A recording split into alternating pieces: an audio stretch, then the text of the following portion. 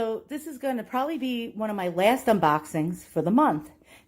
And that pretty much sucks. I'm on a budget. So like a lot of you probably see my unboxings all the time and say, wow, this lady's like got mucho Dolores, much cash. But I'm actually on a budget. So I can spend a certain amount a month. That's why it's really imperative that I find things for bargains. And so that takes a lot of work to look throughout the whole entire internet looking for what I call sleepers, because sleepers are things that the seller doesn't know have value to it, and you can pick up things like that for 5, 10, 15, 20 bucks. The most I generally spend is probably 30 bucks on an item, but my average is between 10 and 20 bucks. So this is the last of my purchases for the month until I can reset my budget. So let's see what's inside the box, and I'm a little sad because it's going to be quite some time before I can buy another thing. Got the box open? Well, let's see what's in it. I bet the suspense is killing you. Otherwise, you're probably hitting the back button. Stay tuned. So it's the item on the left that I just got. Now, I had just gotten this item a couple of days ago. And so this item is actually another Knickerbocker and Company, well, Knickerbocker toy company, poodle. And it's made out of mohair.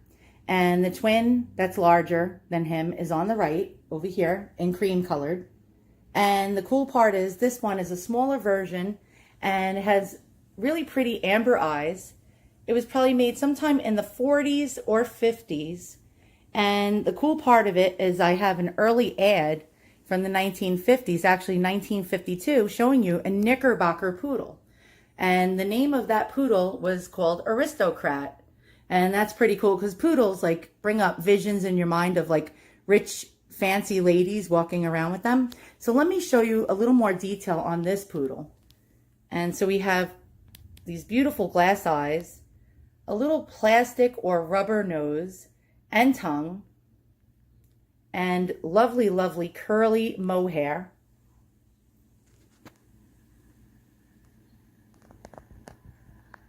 And this was a well-made toy. Somebody added a little gemstone necklace to it. It once must have had a patent leather collar like this one, and this one went missing over the years. So let me actually turn the dog sideways so you can see the profile, and you can see these two together. And I love Knickerbocker toys. In about 1921, they created like their first plush line, which consisted of a lot of teddy bears. I collect the teddy bears predominantly, which I think are actually very underrated.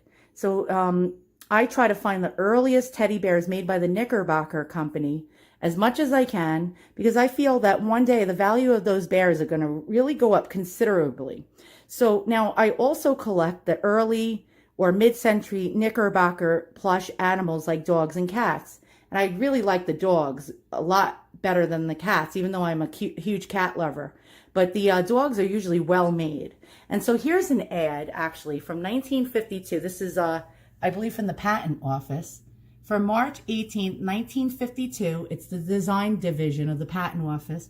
And they originally called this style poodle the Aristocrat. And it says Tots of Distinction. Now their slogan was Animals of Distinction. And so here we have the Knickerbocker Toy Company logo showing you the address at the time.